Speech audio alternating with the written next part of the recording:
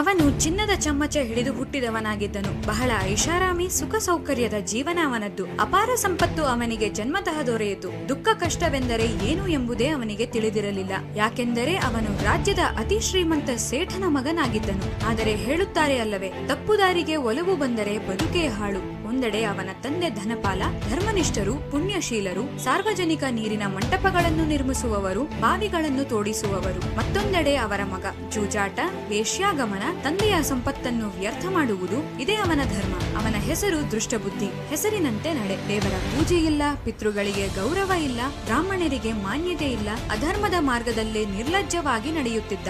ಒಂದು ದಿನ ಬಂತು. ಚೌಕದಲ್ಲಿ ವೇಶ್ಯೆಯ ಕುತ್ತಿಗೆಗೆ ಕೈ ಹಾಕಿಕೊಂಡು ತಿರುಗುತ್ತಿದ್ದ ಅವನನ್ನು ನೋಡಿದರು. ಅಷ್ಟೇ, ಮನೆಯ ಬಾಗಿಲು ಅವನಿಗೆ ಶಾಶ್ವತವಾಗಿ ಮುಚ್ಚಿತು. ಎಲ್ಲರೂ ಅವನನ್ನು ತಿರಸ್ಕರಿಸಿದರು. ಈಗ ಏನು? ಹಗಲು ರಾತ್ರಿ ಅಲೆದಾಡುತ್ತಿದ್ದ. ಮನೆ ಇಲ್ಲ, ಊಟ ಇಲ್ಲ, ತನ್ನವರು ಯಾರೂ ಇಲ್ಲ.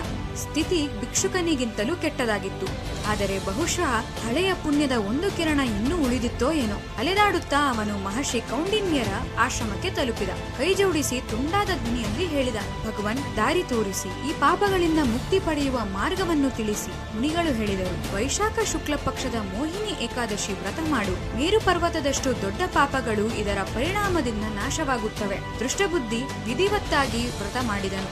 ನೋಡಿ ಅದ್ಭುತ, ಅವನ ಪಾಪಗಳ ಪರ್ವತವೇ ಚೂರು ಚೂರಾಗಿ ಹೋಯಿತು. ಅವನು ದಿವ್ಯ ದೇಹವನ್ನು ಪಡೆದುಕೊಂಡನು. ಗರುಡನ ಮೇಲೆ ಆರೋಹಣ ಮಾಡಿ ನೇರವಾಗಿ ಶ್ರೀ ವಿಷ್ಣುಧಾಮವನ್ನು ಪಡೆದನು. ಇದೇ ಮೋಹಿನಿ ಏಕಾದಶಿಯ ಕಥೆ. ಮೋಹವನ್ನು ತ್ಯಜಿಸಿ ನಿಜವಾದ ಕಲ್ಯಾಣವನ್ನು ಬಯಸುವವರು ಈ ಮೋಹಿನಿ ಏಕಾದಶಿ ವ್ರತವನ್ನು ತಪ್ಪದೆ ಆಚರಿಸಬೇಕು. ಈ ಬಾರಿ ಏಪ್ರಿಲ್ 27ರಂದು ಈ ವ್ರತ ಬರುತ್ತಿದೆ. ಕೇವಲ ಈ ಮಹಾತ್ಮ್ಯವನ್ನು ಕೇಳುವುದರಿಂದಲೇ ಸಹಸ್ರ ಗೋದಾನದ ಫಲ ದೊರೆಯುತ್ತದೆ. ಪೂರ್ಣ ಮಹಾತ್ಮ್ಯವನ್ನು ಕೇಳಲು ಡಿಸ್ಕ್ರಿಪ್ಷನ್ ನಲ್ಲಿ ನೀಡಿರುವ ಲಿಂಕ್ ಅನ್ನು ಈಗಲೇ ಕ್ಲಿಕ್ ಮಾಡಿ ಕೇಳಿ.